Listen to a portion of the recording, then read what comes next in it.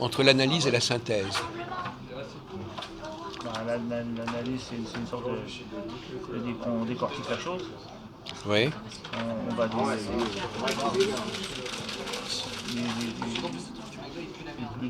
plus connu Qu'est-ce qui est le plus difficile à votre avis, l'analyse ou la synthèse? la synthèse peut-être. L'analyse, donc on décortique les choses et on connaît la chose de manière confuse, mais après on voit chacune de ses parties et en analysant on la connaît mieux. Et la synthèse, on la reconstitue, la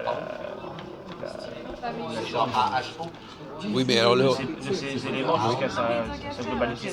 d'accord. Alors, de quoi faut-il se méfier quand on fait une synthèse? De pas faire d'erreur, de bien faire rentrer les choses adéquates dans la totalité. Et comment sait-on ce qui est adéquat et pas adéquat? C'est pour ça il faut bien. Il y a les genres, il y a des catégories, des genres, des espèces, il faut bien analyser tout ça pour ne pas faire d'erreur, et même les éléments des choses, les éléments des choses. Est-ce qu'on peut dire qu'une synthèse c'est une reconstitution? Oui, d'une certaine manière, on constitue quelque chose, oui, on peut. Mais il y a aussi des synthèses complètement abstraites de choses qui sont invisibles aussi, de notions en droit, tout ça.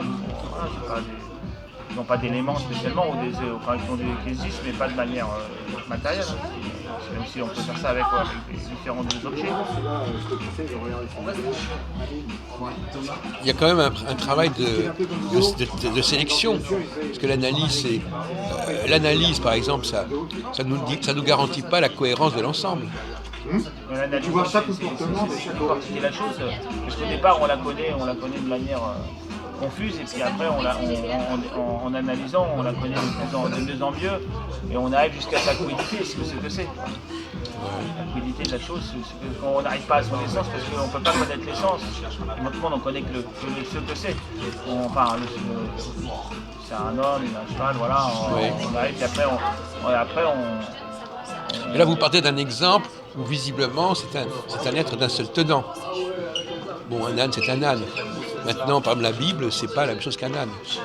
C'est aussi un livre d'un seul tenant, hein. Après, Oui, enfin, un seul. Bon, on ne peut pas dire qu'un arbre. C'est intéressant parce que vous me mettez sur une piste intéressante. Ce qui est de l'ordre de la création divine, les objets sont d'un seul tenant. Mais ce que l'homme fabrique, ça peut être tout à fait composite, syncrétique, et pas forcément d'un seul tenant. Dire que la Bible est un seul tenant, c'est simplement dire, ben oui, c'est un livre, voilà, d'un point de vue purement factuel, c'est un livre. Mais est-ce que le contenu du livre est d'un seul tenant? Le contenu du livre est-il d'un seul tenant pour autant? Ça traite quand même dans l'Ancien Testament du peuple élu, et ensuite du Messie, donc dans le second, donc il y a quand même de grands objets généraux. Non, parce que si vous analysez la Bible, vous allez percevoir qu'il y a des choses qui ne collent pas ou qui sont rajoutées, et à ce moment-là, à partir du moment où vous avez vu qu'il y avait des choses ce qu'on appelle la critique biblique finalement, quelque part, comment vous faites pour faire une synthèse à partir d'un chantier analytique où il y a des tas de trucs complètement dépareillés et qui ne correspondent pas entre eux? Des fois, on ne peut pas faire de synthèse, des fois, ça dépend. Hein. Dans ce domaine-là, apparemment, il faut étudier la chose. Hein. Bonsoir Gabriel. Oui. Donc quand même, on ne peut pas exagérer.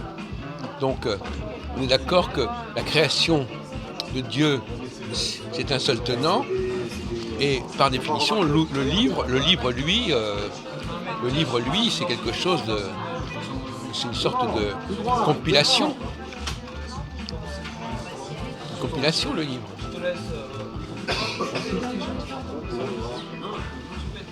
Alors, la question que je vous pose, que vous devez partir là maintenant, je n'ai pas compris.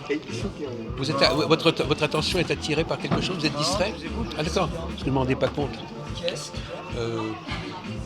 Vous avez déjà essayé de faire des synthèses en disant voilà, bon, il y a ça, ça et ça, ça colle pas tellement, mais je vais trouver un lien entre les choses. Par exemple. Qu'est-ce que vous avez La synthèse, avec l'analogie, on peut faire des synthèses entre des choses qui sont dans différents genres. Vous êtes, par exemple, vous pouvez nous donner un exemple de synthèse qui vous a impressionné ou que vous avez vous-même réalisé des choses qui semblaient séparées, parce que comme vous dites c'est séparé, mais on relie ce qui est séparé en fait. C'est même aussi qu'on appelle ça l'induction, c'est une sorte de synthèse aussi. Ah oui, oui. Alors l'induction. L'induction, oui. On a différents éléments, par exemple, on sait que tel par exemple l'or, je sais pas, tel métal produit l'électricité,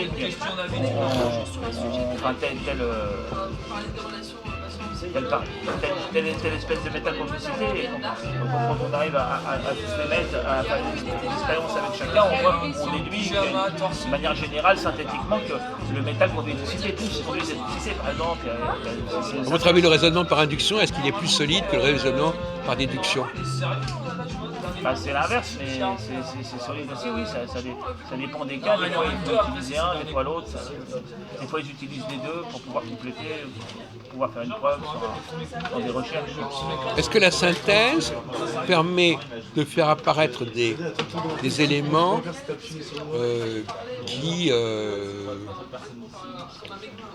qui manquent, par exemple?